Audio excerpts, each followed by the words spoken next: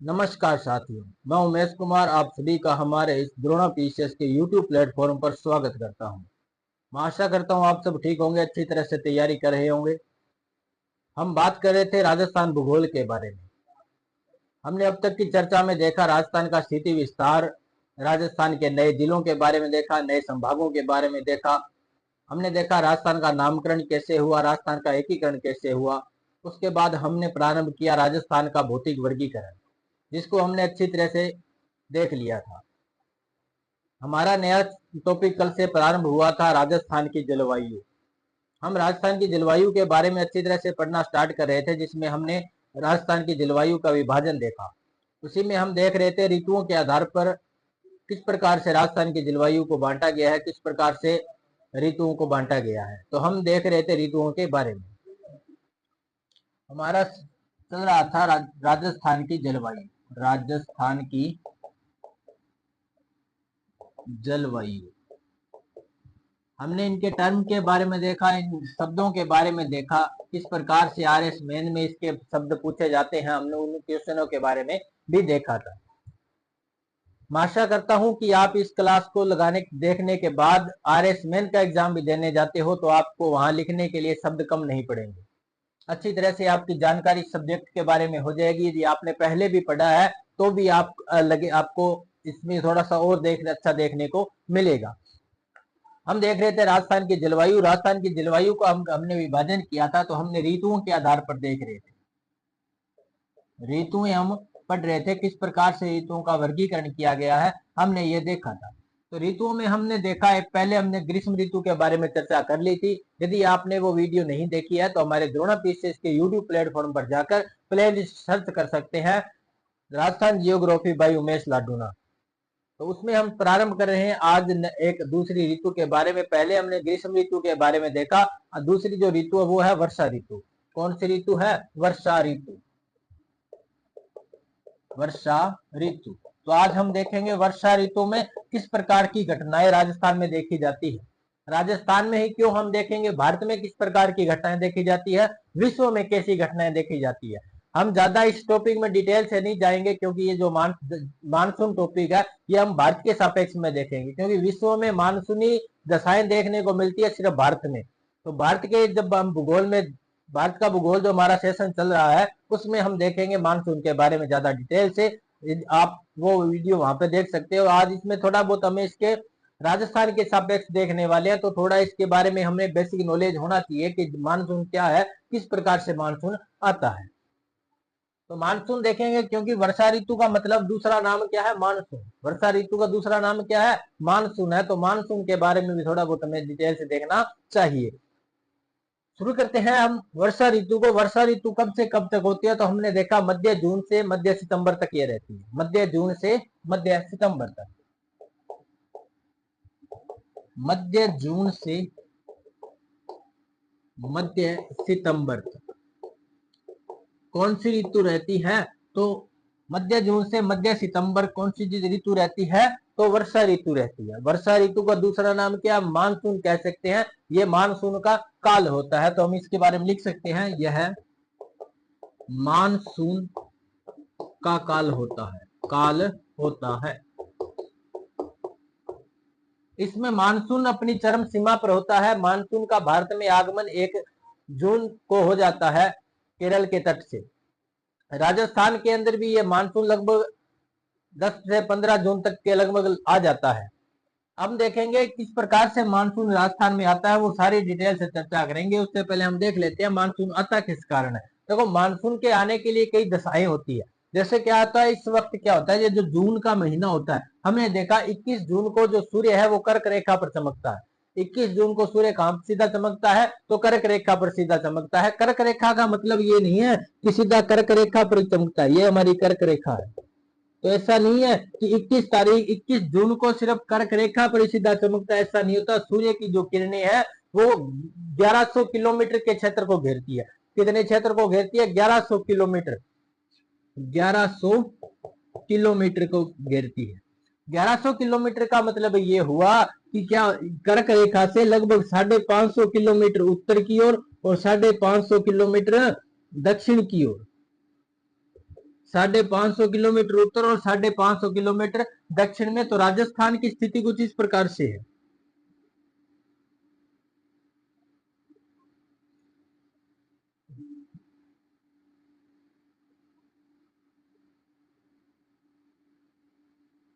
राजस्थान कुछ इस प्रकार से है। कर्क रेखा राजस्थान के बांसवाड़ा और डूंगरपुर से गुजरती है।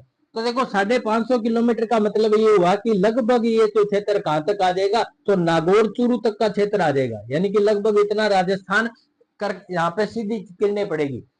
लगभग चूरू तक क्या होती है, सूर्य की किरणें सीधी पड़ती है, सूर्य की किरणें सीधी पड़ती है। उसके बाद ये तिरछी होनी प्रारंभ हो जाती है। यदि पूछा जाए राजस्थान में तिरछी किरणें कौन से जिलों में पड़ती है, तो सूर्य की तिरछी किरणें कहां कहां पड़ती है, तो गंगानगर और हनुमानगढ़ ये दो जिले ऐसे हैं जहां सूर्य की किरणें बिल्कुल सीधी पड़ती है। इसके अलावा सॉरी, ये तो गंगानगर हनुमानगढ़ है, यहाँ पे सूर्य की किरणें तिरछी पड़ती है, सीधी नहीं पड़ती, कभी भी सीधी नहीं पड़ती। बाकी जो जिले हैं वहां पे लगभग क्या होता है 21 जून तक, 21 जून को तो देखो बिल्कुल सीधी पड़ेगी, क्योंकि जो 21 जून को सूर्य की जो किरणें हैं वो कितने किलोमीटर के क्षेत्र को घेरता है, तो 1100 किलोमीटर के क्षेत्र को घेरता है। तो 1100 किलोमीटर के क्षेत्र को घेरता है, तो मतलब क्या हुआ 550 किलोमीटर ऊपर और 550 किलोमीटर कर्क रेखा से दक्षिण को 21 जून को सूर्य चमकता है, जिसमें चूरू तक का भाग आ जाता है। तो कहा जा सकता है कि इस वक्त क्या होता है, लगभग राजस्थान के, यानी कि हम कह सकते हैं राजस्थान के अधिकांश भागों में सूर्य लंबवत चमकता है, सूर्य लंबवत चमकता है।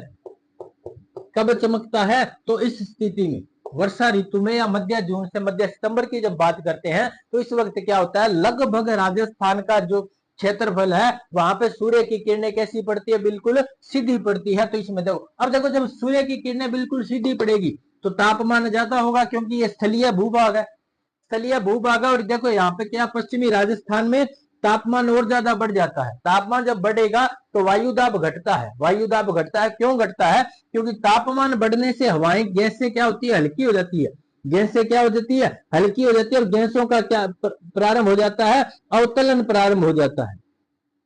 अवतलन का मतलब है गैसें हल्की होकर ऊपर उठने लगती है, गैसें हल्की होकर ऊपर उठने लगती है। और हमें पता है गैसों का जो क्षैतिज प्रवाह होता है वो वायु कहलाता है। क्या कहलाता है, वायु कहलाता है। तो ये वायु क्या होती है, गर्म होकर के ऊपर उठने लगती है। जब ये हवाएं ऊपर उठेंगी तो नीचे यहाँ पे जो क्या खाली स्थान बन जाएगा, एक जगह ऐसी बन जाएगी जहां पर रिक्त स्थान बन जाएगा वायु का। तो रिक्त स्थान का मतलब यहाँ पे बिल्कुल भी गैसों का प्रेशर नहीं होगा, दाब नहीं होगा, तो इसे हम कहेंगे निम्न वायु दाब। क्या कहेंगे, निम्न वायु दाब। इसे हम कहते हैं निम्न वायु दाब। क्यों, जब तापमान बढ़ता है तो वायु दाब घटता है। ये हमेशा विपरीत दशाएं होती है। कैसी दशा होती है, विपरीत दशाएं होती है। तापमान बढ़ेगा वायु दाब घटेगा, तापमान घटेगा वायु दाब बढ़ेगा। अब देखो यदि सूर्य उत्तरी गोलार्ध में है तो उत्तरी गोलार्ध में तो देखो गर्मियां हैं, और दक्षिणी गोलार्ध में क्या है, सर्दियां हैं। सर्दियों का मतलब क्या होता है कि जो तापमान कम रहेगा, यहाँ पे तापमान कैसा रहेगा, कम रहेगा। जब तापमान कम है तो वायु दाब कैसा होगा, अप होगा, ज्यादा होगा, हाई होगा। अब वायु दाब यदि ज्यादा है, एयर प्रेशर ज्यादा है, जब ये एयर प्रेशर ज्यादा है तो क्या होगा, हमें पता है कोई भी चीज हो, किसी हर चीज का नेचर होता है वो अधिक प्रेशर से कम प्रेशर की ओर जाना पसंद करते हैं। हम भी तो ऐसे ही हैं, जहां पर ज्यादा प्रेशर, हमें ऐसा लगे यहाँ पे ज्यादा प्रेशर है, उस चीज को छोड़ देंगे और दूसरी जगह जाना पसंद करेंगे। तो देखो जैसे ये हवाएं क्या होती है, ज्यादा प्रेशर की वजह से कहां से किधर चलने लगती है, उत्तरी गोलार्ध की ओर जाने लगती है। तो ये क्या है, जो निम्न वायुदाब का क्षेत्र है, ये किसको आकर्षित करता है, मानसूनी हवाओं को आकर्षित करता है। तो हम लिख सकते हैं इस समय राजस्थान में, निम्न वायुदाब की स्थिति बनती है। निम्न वायुदाब की स्थिति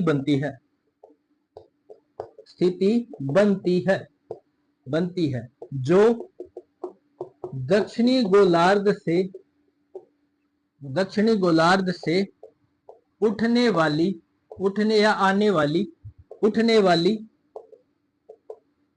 मानसूनी हवाओं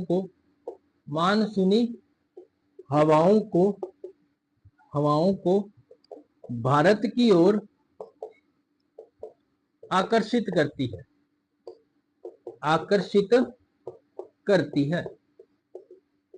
तो ये स्थितियां बनती है इस वक्त। एक तो देखो ये कब रहता है वर्षा ऋतु, मध्य जून से मध्य सितंबर। मानसून का काल होता है। राजस्थान के अधिकांश भागों में सूर्य लंबवत चमकता है तो यहाँ पे तापमान ज्यादा होगा, तापमान ज्यादा तो वायुदाब कम होगा, वायुदाब कम है तो दक्षिणी गोलार्ध से उठने वाली जो मानसूनी हवाएं हैं उनको ये अपनी तरफ क्या करेगा, आकर्षित करेगा। तो राजस्थान का ये जो भूभाग है, पश्चिमी राजस्थान का ये जो थार का मरुस्थल जो भूभाग है, ये क्या करता है, भारत में मानसून को आकर्षित करता है। इसी वजह से पूरे विश्व के अंदर जो मानसून देखा जाता है, कहां देखा जाता है, भारत में देखा जाता है। इसकी कुछ और भी घटनाएं होती है, वो हमें भी थोड़ी देर में देखने वाले हैं। तो ये आपने लिख लिया होगा, इसको समझ लिया होगा, स्क्रीनशॉट आप ले सकते हो। इसके बाद हम आगे देखते हैं इसमें और कौन कौन सी घटनाएं होती है। अब देखेंगे, देखो मानसून का आगमन होगा, क्या होगा इस वक्त, क्या होता है, मानसून का आगमन होता है। मानसून का आगमन होता है। तो मानसून का आगमन होता है, किस प्रकार से होता है, थोड़ा सा हम भारत के मैप बना करके उसमें देख लेते हैं अच्छी तरह से। एक विश्व का मैप बनाएंगे, पृथ्वी का मैप बनाएंगे, उसके अंदर देखेंगे किस प्रकार की घटनाएं होती है, किस प्रकार से मानसून आता है। तो ये हम देख लेते हैं।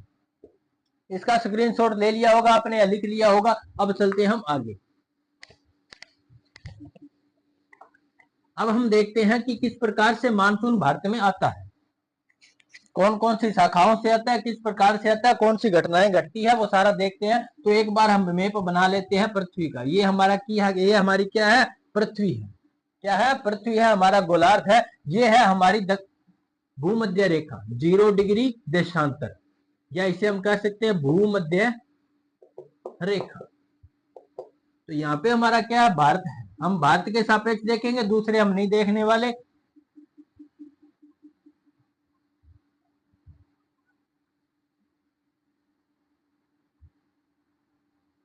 तो ये हमारा क्या है, भारत है। ये हमारा भारत है। ये अब देखो यहाँ पे क्या है, राजस्थान है। और राजस्थान में यहाँ पे क्या है, अरावली, इधर क्या है, हिमालय। भारत के उत्तर में क्या है, हिमालय है। अब क्या घटनाएं घटती है, देखो ये हमारी भूमध्य, ये 0 डिग्री देशांतर रेखा, कौन सी है ये, 0 डिग्री देशांतर रेखा, ग्रीनविच रेखा हम इसे कहते हैं। 0 डिग्री देशांतर रेखा जो पवने उठती है, जो दक्षिणी गोलार्ध से मानसूनी हवाएं उठती है। अब देखो ये तारीख क्या है, ये मध्य जून से मध्य सितंबर का ये मौसम, मध्य जून से मध्य सितंबर, जिस वक्त क्या होती है भारत में, वर्षा ऋतु। राजस्थान के सापेक्ष देखते हैं वर्षा ऋतु के बारे में। तो इस वक्त कौन सी ऋतु होती है, वर्षा ऋतु होती है। क्या होता है, देखो यहाँ पे एक देशांतर है जिसको हम कहते हैं 60 डिग्री देशांतर। कौन सा देशांतर है, 60 डिग्री देशांतर है।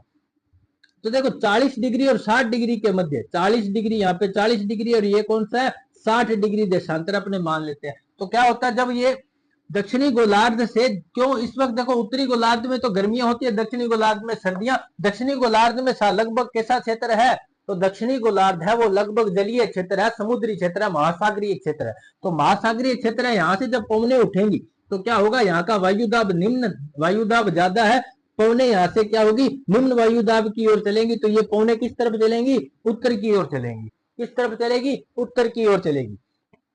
जब ये हवाएं उत्तर की ओर चल रही होती है, जब देखो इस वक्त क्या होता है, ये जो हवाएं इसको पार करेगी, जो भूमध्य रेखा को पार करती है जब ये हवाएं, तो कौन से देशांतरों के मध्य से करती है, 40 डिग्री से 60 डिग्री देशांतरों के मध्य से ये हवाएं उत्तर की ओर, उत्तरी गोलार्ध में प्रवेश करती है। 40 डिग्री पूर्वी देशांतर, कौन सा देशांतर है, पूर्वी देशांतर से ये क्या करती है, उत्तरी गोलार्ध में प्रवेश करती है। अब जैसे ही उत्तरी गोलार्ध में प्रवेश करेगी, आपने यदि फिजिकल जियोग्राफी पढ़ी हो, क्योंकि आप आरएस मेन की तैयारी कर रहे हो, तो आपने फिजिकल जियोग्राफी के बारे में पढ़ा होगा। नहीं पढ़ा है तो हम इसके बारे में पढ़ने वाले हैं।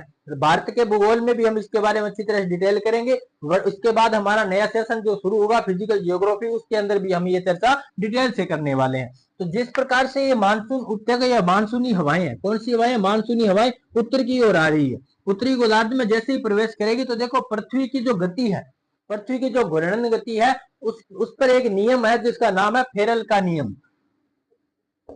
फेरल का नियम। जब हम पवनों की गतियों के बारे में देखेंगे तो उसमें देखेंगे फेरल का नियम क्या है। इसी में एक बल लगता है, कोरियालिस बल। कोरियालिस बल। इस कोरियालिस बल के कारण क्या होता है कि हवाएं उत्तरी गोलार्ध में, हवाएं जो पवनें हैं उत्तरी गोलार्ध में अपने दाईं तरफ मुड़ जाती हैं, दक्षिणी गोलार्ध में अपने बाईं तरफ मुड़ जाती है। यह नियम है किसका? फेरल का नियम है। कारण क्या है? कारण है हवाओं, पृथ्वी के घूर्णन गति के कारण। पृथ्वी की घूर्णन गति के कारण हवाएं उत्तरी गोलार्ध में अपने किस तरफ मुड़ जाती हैं? तो दाएं तरफ, और दक्षिणी गोलार्ध में अपने बाएं तरफ मुड़ जाती है। तो देखो ये जो हवाएं यहां से चलेंगी उत्तरी गोलार्ध में आएगी तो अपने किस तरफ मुड़ेगी? दाएं ओर मुड़ जाएगी। इस प्रकार मुड़ जाएंगी हवा, इस प्रकार मुड़ेगी। तो देखो जैसे ही हिंद महासागर है, हिंद महासागर से क्या करेगी? ये जल को लेकर उठेगी, इसको जल को, क्योंकि ये जो भूमध्य रेखा वाला जो क्षेत्र है, इस यहाँ पे क्या होती है? सूर्य की किरणें ज्यादा पड़ती है, तापमान ज्यादा होता है, वाष्पीकरण ज्यादा होता है। तो वाष्पीकरण जब ज्यादा होगा तो यहाँ की जो जल वाष्प है इसको अपने साथ लेकर हुए आगे बढ़ती हुई चलेंगी। तो यहाँ पे क्या होती है? इनकी संतृप्तता बढ़ जाती है, संतृप्तता बढ़ जाती है, संतृप्तता इनकी बढ़ जाती है। इसमें जल की मात्रा देखो परिपूर्ण हो जाती है जल से, इसके अंदर जल की मात्रा, जलवाष्प की मात्रा पूरी हो जाती है। अब जैसे ही देखो ये यहाँ से भारत में पहुंचेगी, आगे देखो कौन आएगा? भारत। कौन आएगा? भारत। क्यों? भारत का जो प्रायद्वीप हिस्सा है वो इन सबसे पहले इन हवाओं का क्या करता है? स्वागत करता है। कब करता है? 1 जून को। 1 जून को कहां पे करता है? केरल के तट पर। केरल के तट पर माला लिए, हाथ में रेड कारपेट लगाए, ये बिल्कुल आगे खड़ा होता है कि आओ हम आपका स्वागत करते हैं। जैसे ही देखो यहाँ पे आता है तो यहाँ पे पर्वत श्रृंखला आती है, जिसका इधर तो है पश्चिमी तट और ये पूर्वी तट की ये जो पहाड़ियां हैं, यहाँ पे जो एक पर्वत है जिसका नाम है नीलगिरी। कौन सी गिरी है? ये नीलगिरी है। नीलगिरी की पहाड़ियों से ये क्या करते हैं? टकरा जाती हवा, टकरा करके यहाँ से 2 शाखाओं में बढ़ जाती है। क्यों? क्योंकि इधर तो पश्चिमी तट है और इधर पूर्वी तट, तो इन दोनों के सहारे ये अलग अलग हो जाती है। तो कुछ हवाएं इस तरफ चली जाती है, कुछ हवाएं पश्चिमी तट के सहारे चल जाती है। अब देखो इनके नाम बदल जाते हैं। जो पश्चिमी तट के साथ चलती है वो अरब सागर से चलती है, जिसका नाम हो जाता है अरब सागरीय शाखा। अरब सागरीय शाखा। और जो पूर्वी तट से चलती है उसका नाम हो जाता है बंगाल की खाड़ी की शाखा। बंगाल की खाड़ी की शाखा। तो इस प्रकार से 2 शाखाओं में मानसून आता है। देखो मानसून की हवा दिशा कौन सी होगी? तो हवाओं की दिशा उसको मानी जाती है जहां से वे आती हैं। तो कौन सी दिशा से रही है? दक्षिण और पश्चिम दिशा से आ रही। भारत में कौन सी दिशा से आ रही? दक्षिण पश्चिम दिशा से। तो ये मानसून भी कैसा है? दक्षिण पश्चिम मानसून है। कैसा मानसून है? दक्षिण पश्चिम मानसून इसको कहते हैं। अब क्या घटनाएं होती है? देखो ये जो अरब सागरीय शाखा है ये राजस्थान में सबसे पहले प्रवेश करती है। कब प्रवेश करती है? सबसे पहले कौन से जिले में? तो बांसवाड़ा जिले में। बांसवाड़ा जिले में राजस्थान में ये प्रवेश करती है। देखो यहाँ से ये अरावली से टकरा करके बांसवाड़ा, उदयपुर और डूंगरपुर के क्षेत्रों में तो बारिश कर देती है, बाकी पूरे भूभाग में बारिश नहीं कर पाती। बारिश नहीं कर पाती। क्यों नहीं कर पाती? क्योंकि ये अरावली है, इसके बिल्कुल समांतर है। तो ये हवाएं देखो वापस इस प्रकार से आगे बढ़ जाएंगी, ये हवाएं आगे बढ़ जाएगी। इन हवाओं को यहाँ पे कोई अवरोध नहीं मिलेगा जिसके कारण ये राजस्थान में बारिश कर सके। जैसे ये हवाएं देखो, हवाएं आगे जाएगी तो आगे कौन आएगा? हिमालय पर्वत। कौन आएगा? हिमालय पर्वत। हिमालय पर्वत से टकरा करके उत्तरी भारत में ये क्या करती है? वर्षा करती है। राजस्थान में सर्वाधिक नमी लेके आने वाली मानसून की कौन सी शाखा है? तो ये मानसून की अरब सागरीय शाखा है। क्यों? क्योंकि ये रास्ते में कहीं भी बारिश नहीं करती और अरब सागरीय क्षेत्र से आती है तो अपने साथ जल वाष्प को लेके आती है। इसमें नमी भरपूर होती है। राजस्थान में सर्वाधिक नमी लेके आने वाली शाखा कौन सी? अरब सागरीय शाखा। लेकिन यह राजस्थान में बारिश नहीं कर पाती। राजस्थान में क्या नहीं कर पाती? बारिश नहीं कर पाती। क्यों नहीं कर पाती? अरावली की स्थिति के कारण नहीं कर पाती। तो क्या होता है? जिस प्रकार ये हवाएं आगे चल जाती है तो हम हिमालय से टकरा करके पंजाब, हरियाणा, उत्तर प्रदेश, उत्तराखंड के क्षेत्रों में ये क्या करती है? भरपूर बारिश करती है। भरपूर दिल खोल के बारिश करती है। अब उसके बाद क्या होता है, कई बार इसमें जो नमी की मात्रा रह जाती है और ये हवाएं यहाँ से टकरा करके जब वापस आती है राजस्थान की तरफ वापस आती है, तो उत्तरी राजस्थान के गंगानगर और हनुमानगढ़ जिलों में कई बार ये वर्षा कर देती है। तो ये तो हुई अरब सागर ये शाखा। अब देखते हैं बंगाल की खाड़ी की शाखा से क्या कहानी बनती है। तो देखो यहाँ पे हमारा मेघालय क्या है, मेघालय। मेघालय में 3 पहाड़ियां कुछ इस प्रकार से कीपनूमी संरचना बनाती है। ये पहाड़ियां गारो, खासी और जयंतियां, ये 3 पहाड़ियां हैं। कौन सी पहाड़ियां हैं? गारो, खासी और जयंतियां। ये 3 पहाड़ियां कहां पे है? तो मेघालय के अंदर है। गारो, खासी और जयंतियां 3 पहाड़ियों में क्या है, कीपनुमा संरचना बनाती है। जिस प्रकार से ये हवाएं आकर इसमें प्रवेश करती है तो इसके अंदर ही घूमने लग जाती है खासा, यानी बड़े लंबे समय तक क्या होती है, इसी के अंदर प्रवेश करके रह जाती है। तो इसमें क्या होता है, यहाँ पे ज्यादा बारिश करती है। वर्षा क्या करती है? ज्यादा बारिश करती है। इसीलिए हम देखते हैं कि विश्व में सबसे ज्यादा बारिश वाला स्थान कौन सा है? तो चेरापूंजी। एक तो चेरापूंजी जो भी कहां पे है, इसी गारो खासी जयंतिया पहाड़ियों के बीच में स्थित है। यहीं पे एक स्थित है मासीन राम। मासीन राम। तो विश्व में सबसे ज्यादा बारिश कौन से स्थान पे होती है? तो मासीन राम या चेरापूंजी दोनों ही कहां पे है? मेघालय में है। इसीलिए मेघालय को देखो, इसका नाम भी देखो मेघ आल्य। क्या नाम है इसका? मेघ धन आल्य। मेघ का मतलब बादल, आल्य का मतलब घर। तो बादल का घर कहते हैं, किसे कहते हैं? मेघालय का नाम भी देखो कुछ इस प्रकार से पड़ा है। यहाँ पे सबसे ज्यादा क्या होती है? बारिश होती है। अब देखो कई बार यहाँ से बारिश करने के बाद ये क्या होती है, हवाएं आगे निकल जाती है। आगे निकल जाती इस हिमालय से टकरा करके हिमालय के बिल्कुल समांतर ये चलती है, हिमालय के साथ साथ चलती है। तो क्या इस यही हवाएं क्या होती है, पूर्वी राजस्थान में भी बारिश करती है। आती कौन सी दिशा से है? तो पूर्वी दिशा से आती है। लेकिन मानसून कौन सा है? तो दक्षिण पश्चिमी मानसून है। कौन सा मानसून है? दक्षिणी पश्चिमी मानसून है। हवाएं पूर्वी दिशा से आ रही है, लेकिन मानसून कौन सा है? तो दक्षिण पश्चिम मानसून है। ये हवाएं राजस्थान में सबसे पहले प्रवेश करती है झालावाड़ जिले में। झालावाड़ जिले में, इसीलिए झालावाड़ को राजस्थान के अंदर मानसून का प्रवेश द्वार भी कहते हैं। क्या कहते हैं? मानसून का प्रवेश द्वार। क्योंकि बारिश जो होती है राजस्थान में, सबसे ज्यादा बारिश बंगाल की खाड़ी से होती है और सर्वाधिक नमी अरब सागरीय शाखा से आती है। बंगाल की खाड़ी से उतनी नमी नहीं आ पाती जितनी अरब सागरीय शाखा से आती है। क्यों? क्योंकि बंगाल की खाड़ी की जो शाखा है वो पहले मेघालय में बारिश करती है, उसके बाद उत्तर प्रदेश में बारिश करती है। तो इस प्रकार से बारिश करती होती है। तो लेकिन इसमें नमी की मात्रा कम होती है, फिर भी ये राजस्थान में सबसे ज्यादा बारिश करती है। क्यों? क्योंकि ये अरावली से टकरा करके पूर्वी राजस्थान में बारिश करती है। पूर्वी राजस्थान में बारिश करती है और झालावाड़ में सबसे ज्यादा बारिश होती है। इसीलिए कहा जाता है कि राजस्थान में सर्वाधिक वर्षा वाला जिला कौन है? तो झालावाड़ है। कौन है? झालावाड़ है। तो इस प्रकार से होती है मानसून की कुछ स्थिति। देखो अब ये हवाएं इस प्रकार से आएंगी तो यहाँ पे क्या बन जाएगा पश्चिमी राजस्थान में? तो पश्चिमी राजस्थान में बनेगा वृष्टि छाया क्षेत्र। वृष्टि छाया क्षेत्र बन जाएगा। क्यों? क्योंकि देखो ये बारिश नहीं कर पाती, अरावली से टकरा करके पूर्वी राजस्थान में बारिश कर देगी, इधर बारिश नहीं कर पाती, इसीलिए इसको क्या कहते हैं? वृष्टि छाया क्षेत्र भी कहते हैं। तो यह स्थिति बनती है मानसून की। भारत के अंदर भारत में मानसून किस प्रकार से आता है? तो इस प्रकार से भारत में मानसून आता है। हमने मानसून की डिटेल से चर्चा तो देखो फिजिकल जियोग्राफी के सेशन में या भारत भूगोल में हम इसके बारे में चर्चा करने वाले हैं। मोटा मोटा हमने देख लिया किस प्रकार से ये आता है, हमने एक बेस देख लिया मानसून किस प्रकार से भारत में प्रवेश करता है। उसके बाद बाकी जो घटनाएं हैं वो सारी हम देखेंगे। मानसून की जो घटनाएं हैं वो देखेंगे भारत भूगोल में। तो आप इसका स्क्रीनशॉट ले सकते हो। यदि आपने लिख लिया तो बहुत ही अच्छा है। अब हम देखने वाले हैं राजस्थान में किस प्रकार से मानसून की दोनों शाखाओं से बारिश होती है नहीं होती, किस प्रकार की घटनाएं होती है। अरब सागर की शाखा देखेंगे और बंगाल की खाड़ी की शाखा देखने वाले हैं। तो ये आप इसका स्क्रीनशॉट ले सकते हो, लिख सकते हो इसको। साथ साथ आपने यदि डायग्राम ड्रॉ किया है तो बहुत ही अच्छा है। अब चलते हैं आगे, हम देख लेते हैं राजस्थान में मानसून की स्थिति किस प्रकार से होती है। हमने देखा राजस्थान में मानसून का प्रवेश हो जाता है। मानसून का प्रवेश राजस्थान में भी 2 शाखाओं से होता है, अरब सागरीय शाखा और बंगाल की खाड़ी की शाखा से होता है। अब देख लेते हैं इन दोनों की क्या स्थितियां बनती है राजस्थान में। तो अब देखो इसको हम डिटेल से लिखने वाले हैं, बाकी हमने चर्चा कर ली। तो लिखने में क्या लिखेंगे? राजस्थान में मानसून, राजस्थान में मानसून 2 शाखाओं से आता है, 2 शाखाओं से प्रवेश करता है, प्रवेश करता है।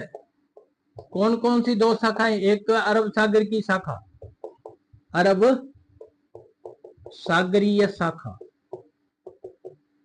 दूसरी कौन है? बंगाल की खाड़ी की शाखा, बंगाल की खाड़ी की शाखा। तो इस प्रकार से राजस्थान में ये जो मानसून है दो शाखाओं में प्रवेश करता है। हम दोनों शाखाओं के बारे में अलग अलग डिटेल से चर्चा करने वाले हैं। तो हम देखते हैं अरब सागरीय शाखा को पहले, फिर देखेंगे बंगाल की खाड़ी की शाखा, उसके बाद बाकी और डिटेल से चर्चा करेंगे। तो हम देखते हैं अब अरब सागर की शाखा किस प्रकार से राजस्थान में बारिश करती है या नहीं करती, वो सारा हम देखने वाले हैं। तो अरब सागर की शाखा हम लिखने वाले हैं, साथ साथ लिख लिया करो ताकि आप बाद में पढ़ने के लिए आपको आसानी हो। अब देख लेते हैं अरब सागरीय शाखा, अरब सागरीय शाखा। तो अरब सागरीय जो शाखा है राजस्थान में प्रवेश करती है, राजस्थान में सर्वाधिक नमी लेके आने वाली शाखा है। तो क्या लिखेंगे? ये जो राजस्थान, ये जो सबसे पहले कौन प्रवेश करती है राजस्थान में? तो अरब सागरीय शाखा लिखेंगे। राजस्थान में सबसे पहले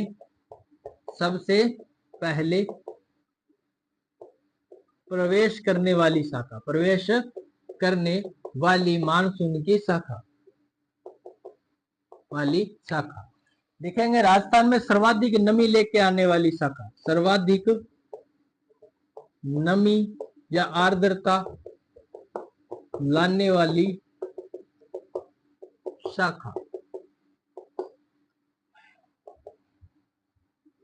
सर्वाधिक नमी आर्द्रता लेके आने वाली शाखा। राजस्थान में इससे बारिश कहां पे होती है? तो बांसवाड़ा,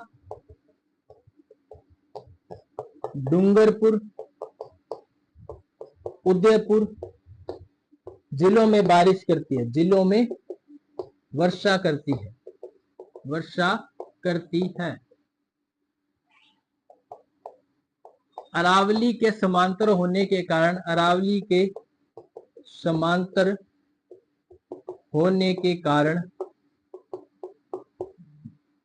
कारण राजस्थान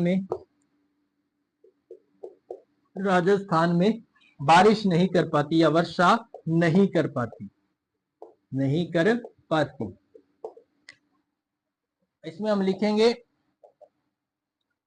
कई बार क्या होता है ये गंगानगर और हनुमानगढ़ जिलों में थोड़ी बहुत वर्षा कर देती है, वो भी कहां से? हिमालय से टकरा कर आने के बाद में। तो उसको हम आप देख सकते हो।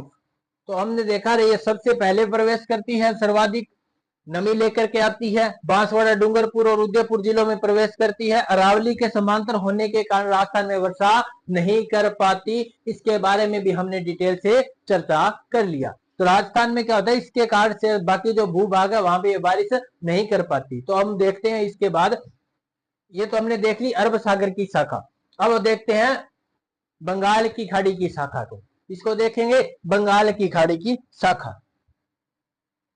आशा करता हूं आपको बातें समझ में आएगी, क्योंकि हमने पहले डायग्राम में ये सारी बातें अच्छी तरह से समझ लिया। अब तो लिखने के लिए है, कल इसमें लिखने के लिए आपको कम से कम 50 शब्दों के बारे में पूछा जाए तो भी आप लिख सको। यदि इसके बारे में कोई क्वेश्चन आ जाए ऑप्शनल एग्जाम में तो भी आप इसका उत्तर सही दे पाओ कि कहाँ पे बारिश होती है, नमी लेके आती है या नहीं लेके आती, इस प्रकार के क्वेश्चन पूछे जा सकते हैं। तो आप उनका भी जवाब अच्छी तरह से दे पाओ। अब हम देखते हैं बंगाल की खाड़ी की शाखा।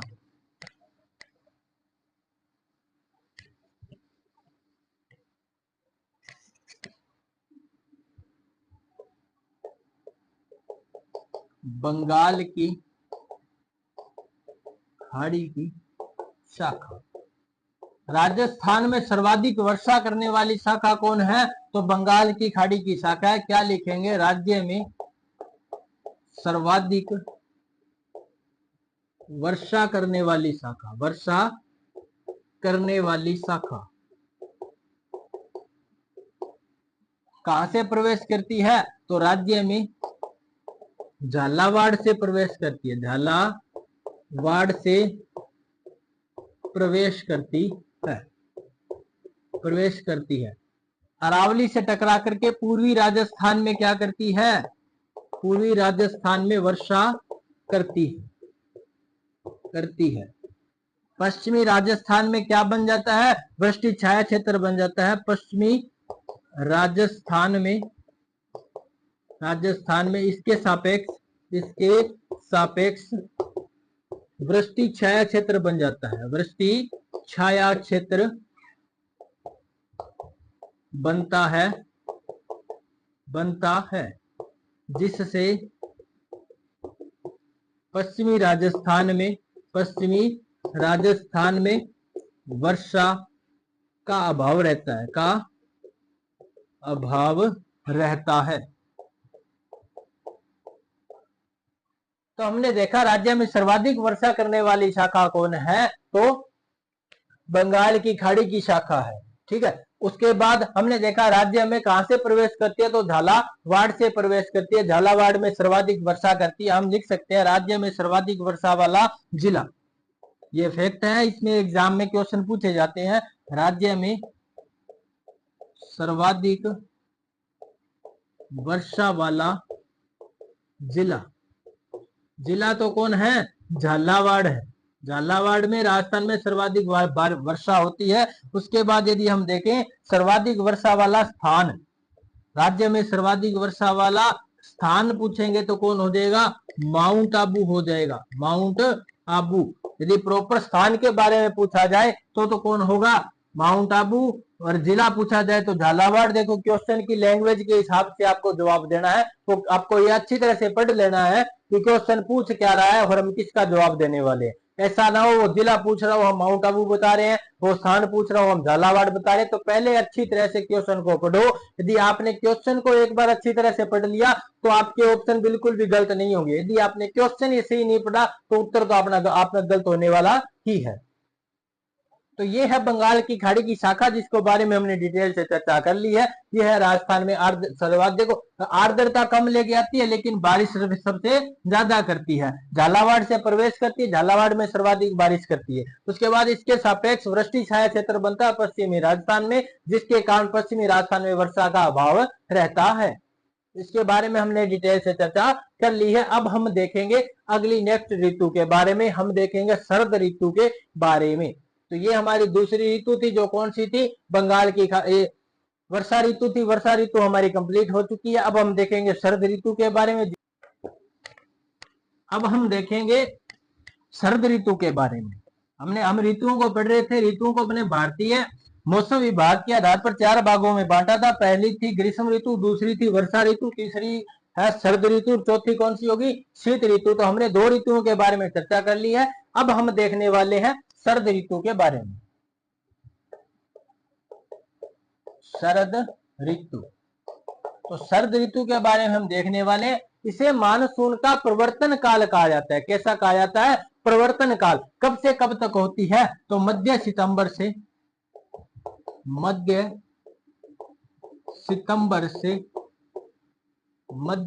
दिसंबर तक। मध्य सितंबर से कब तक होती है, मध्य दिसंबर तक। हमने देखा था कि 23 सितंबर होता है।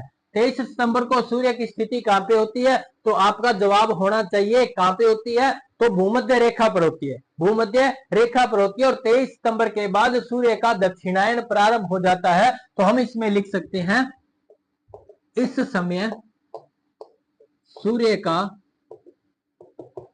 दक्षिणायन प्रारंभ हो जाता है। दक्षिणायन का मतलब है दक्षिणी गोलार्ध में सूर्य का जाना। 23 सितंबर के बाद सूर्य दक्षिणी गोलार्ध में प्रवेश कर जाता है, जिसे क्या कहते हैं, दक्षिणायन कहते हैं। सूर्य का दक्षिणायन कहते हैं। और जैसे ही सूर्य 21 मार्च को सूर्य उत्तरी गोलार्ध में आना प्रारंभ हो जाता है। सूर्य 21 मार्च को सूर्य कहां पे होता है, तो भूमध्य रेखा पर होता है। उसके बाद उत्तर में आना प्रारंभ हो जाता है, जिसे कहते हैं उत्तरायण। तो उत्तरायण और दक्षिणायन के बारे में आपको पता चल गया होगा। इसे कहते हैं मानसून का प्रवर्तन काल। मानसून का प्रवर्तन काल या लौटना, इसे मानसून का लौटना या मानसून का प्रवर्तन काल कहते हैं। क्यों कहते हैं, क्योंकि देखो इस वक्त सारी दशाएं विपरीत हो जाती है।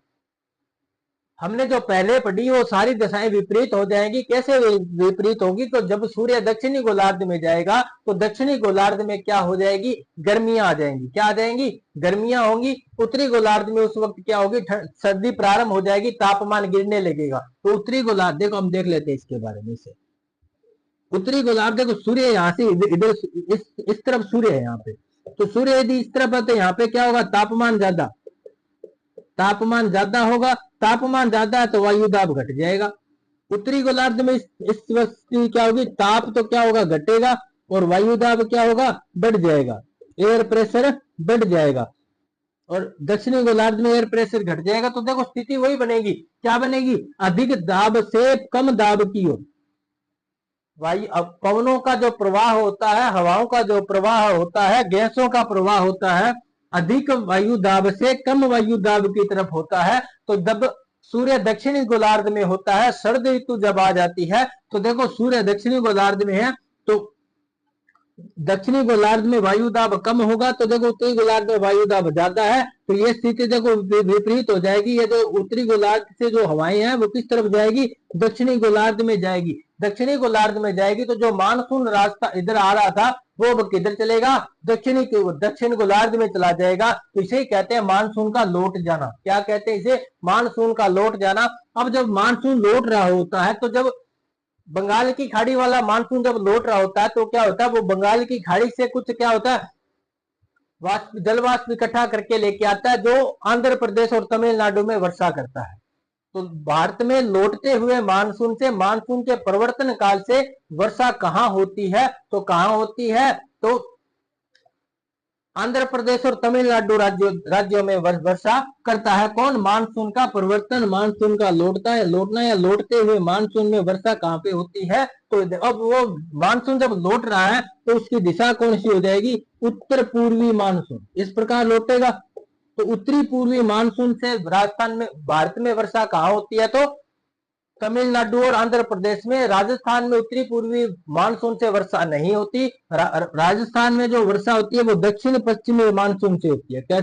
कौन से मानसून से होती है? दक्षिणी पश्चिमी मानसून से। उत्तरी पूर्वी मानसून से भारत में तमिलनाडु और आंध्र प्रदेश में वर्षा होती है।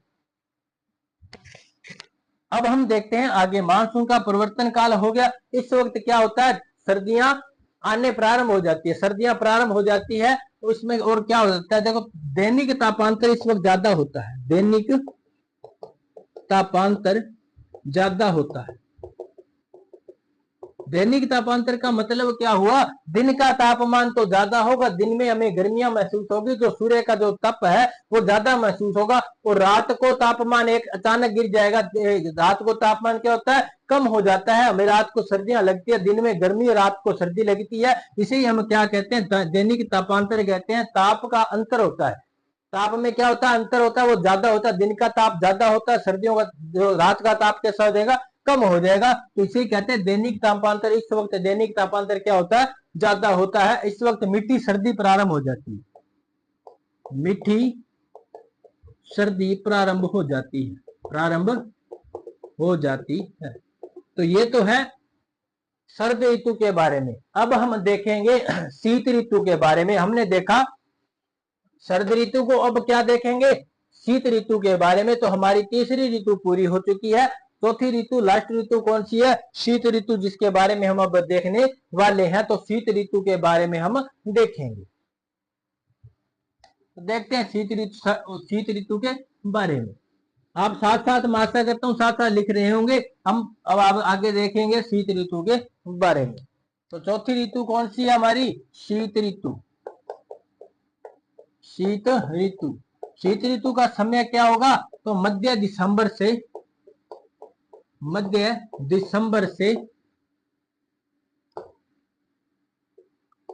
मध्य मार्च तक। कब तक होगा? मध्य मार्च तक। मध्य दिसंबर से मध्य मार्च तक का यह मौसम होता है। इस वक्त क्या होता है? सूर्य की स्थिति मकर रेखा पर होती है। कहां पे होती है? मकर रेखा पे होती है। उत्तरी गोलार्ध में क्या होती है? सर्दियां होती है। राजस्थान में भी क्या पड़ेगी? सर्दियां पड़ेगी। उत्तरी गोलार्ध में वायु दाब क्या हो जाता है? बढ़ जाता है। क्या हो जाता है? बढ़ जाता है। राजस्थान में उच्च वायु दाब की स्थिति बन जाती है। इस वक्त क्या होता है? राजस्थान में उच्च वायु दाब की उच्च वायु दाब की स्थिति बन जाती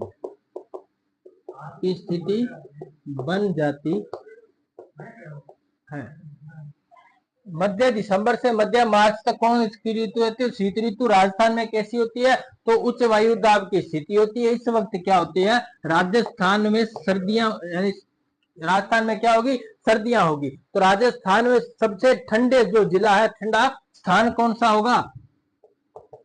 राजस्थान में सर्दियां होंगी, सर्दियां होती है। सबसे ठंडा जिला, राजस्थान का सबसे ठंडा जिला यदि कोई पूछे तो हो जाएगा चूरू। कौन हो जाएगा? चूरू। इसके बारे में हमने देख लिया। क्यों? क्योंकि चूरू में क्या नहीं होती? वनस्पति नहीं है।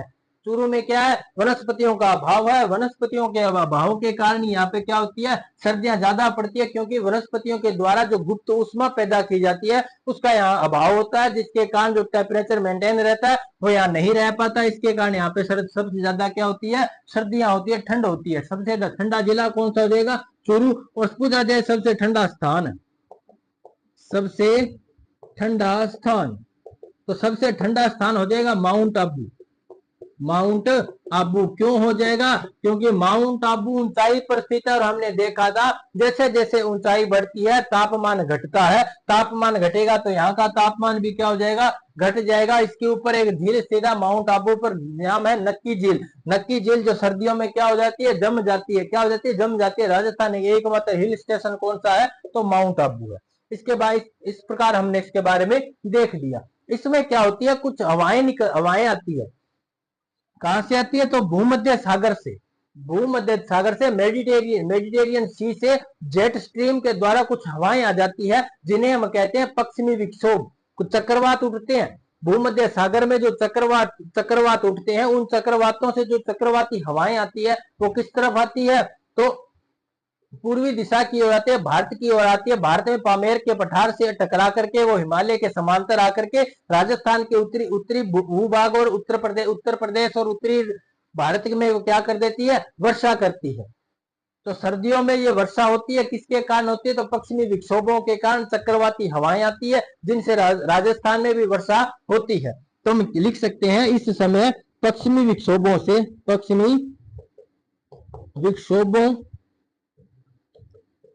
विक्षोभों जो कहां से उठते हैं? तो भूमध्य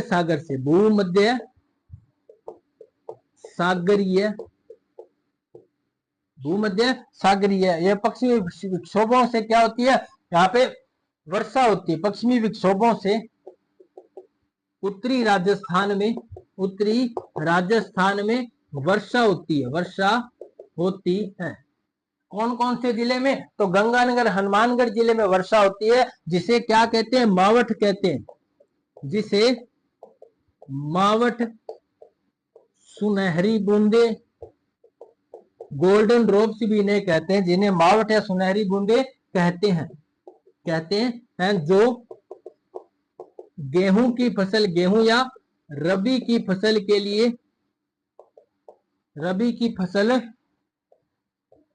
लिए लाभदायक होती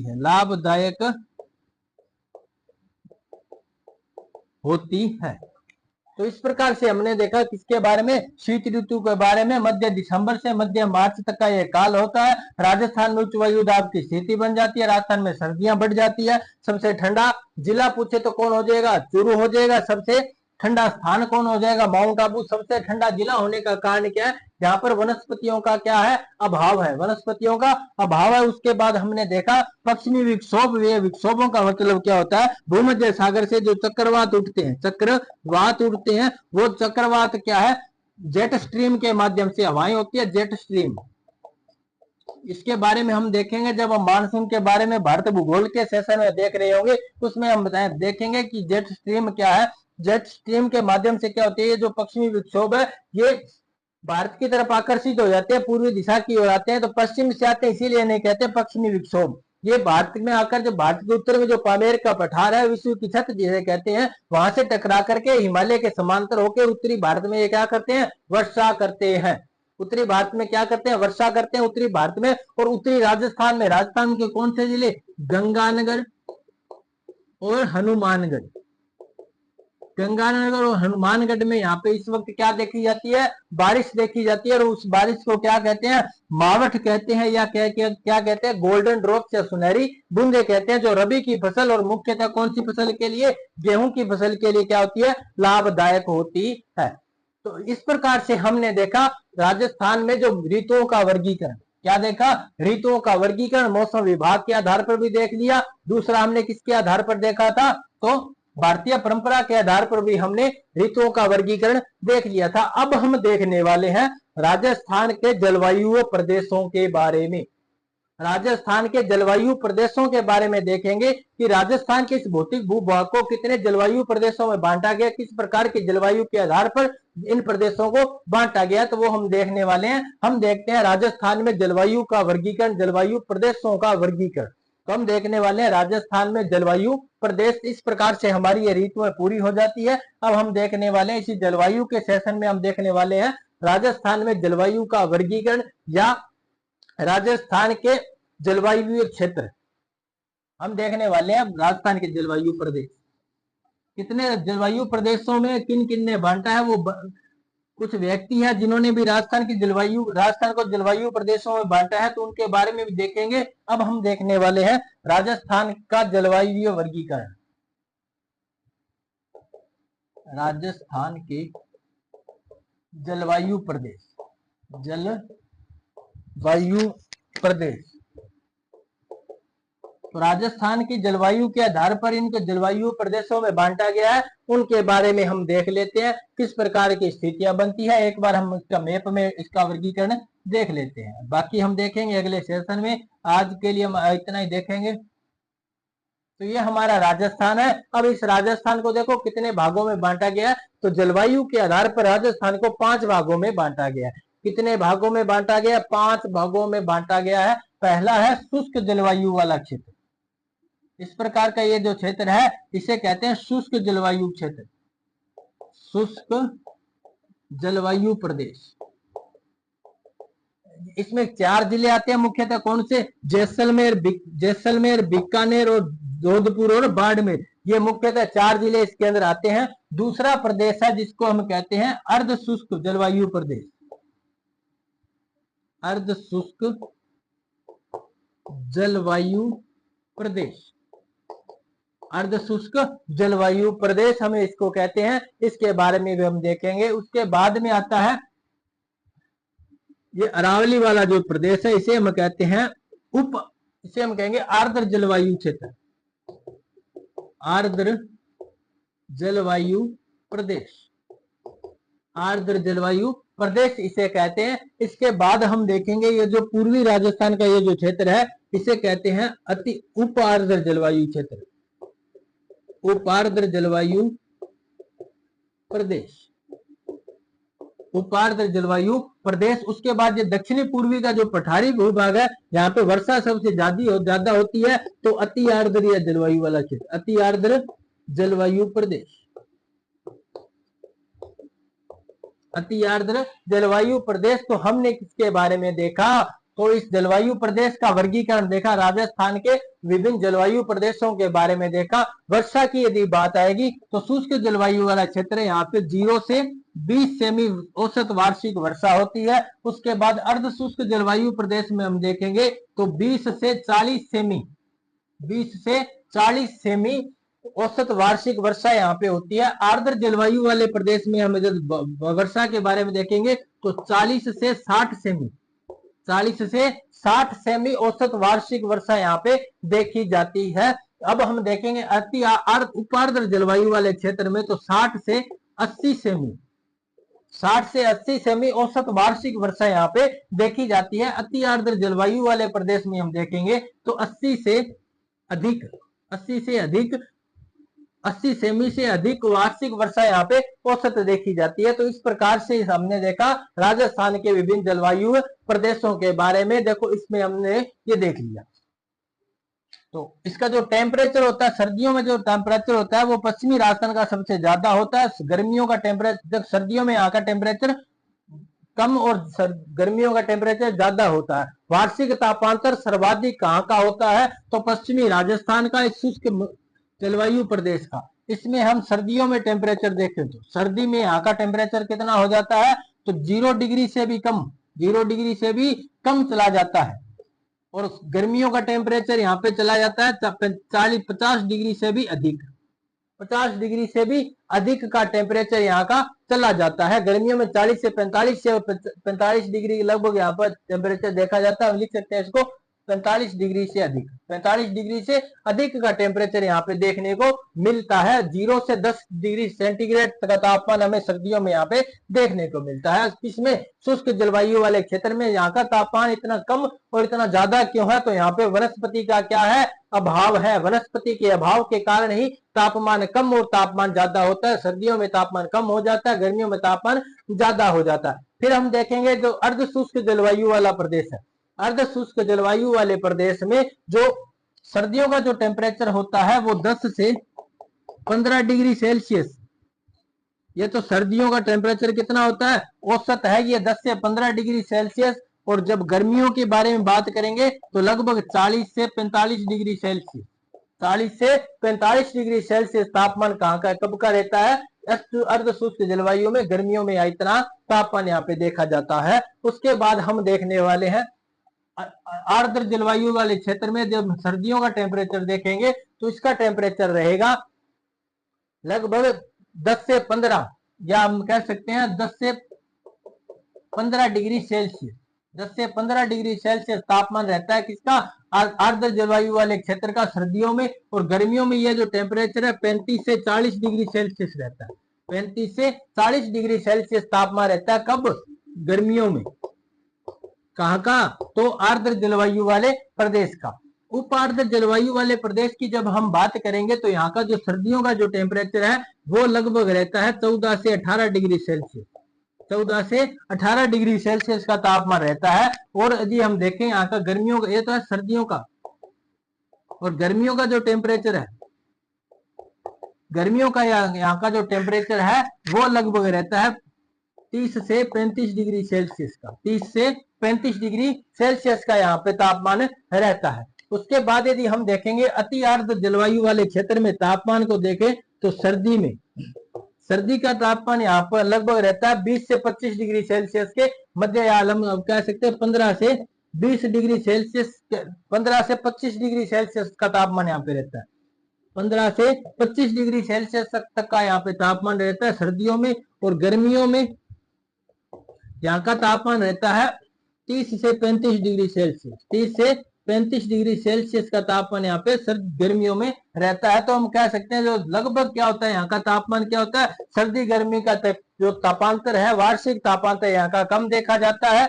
और जो पश्चिमी राजस्थान है, शुष्क जलवायु प्रदेश का जो वार्षिक तापांतर है वो सबसे ज्यादा देखा जाता है। तो ये भी आप लिख सकते हो, इसका स्क्रीनशॉट ले लो। आपने यदि साथ साथ देख लिया तो बहुत अच्छा है। इसको आप सारणी बना के लिख सकते हो, इसी प्रकार डायग्राम में इसको लिख सकते हो ताकि पढ़ने में आसानी हो। आप देखोगे तो आपको समझ में आ जाएगी कि क्या चीज आपने कहाँ पे लिखी है। यदि साथ साथ आपने लिख लिया है तो बहुत ही अच्छा है। तो इसका स्क्रीनशॉट ले लो। आज के लिए इतना ही, आज के लिए इतना ही। अगले सेशन में हम जलवायु के वर्गीकरण के बारे में देखेंगे, जलवायु प्रदेशों के बारे में देखेंगे, सभी जलवायु प्रदेशों की डिटेल से चर्चा करने वाले हैं। उसके बाद हम देखेंगे कोपेन ने किस प्रकार से राजस्थान के जलवायु प्रदेशों को बांटा है। हमने थर्नवेट के बारे में पढ़ेंगे और त्रिवार्ता के बारे में भी पढ़ेंगे, उन्होंने किस प्रकार से राजस्थान के जलवायु प्रदेशों को वर्गीकृत किया गया है।